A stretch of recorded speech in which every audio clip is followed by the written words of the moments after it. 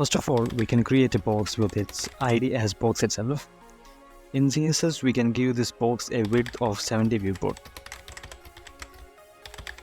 and a height of 70 viewport, and we can give it a background color like gray, and then we can create another small box inside this one with its ID as inner box. Then we can style it as a smaller box.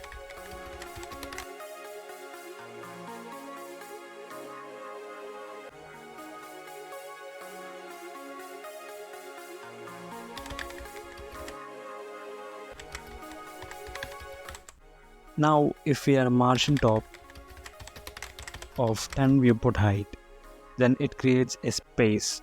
Margin means nothing but a space outside the element.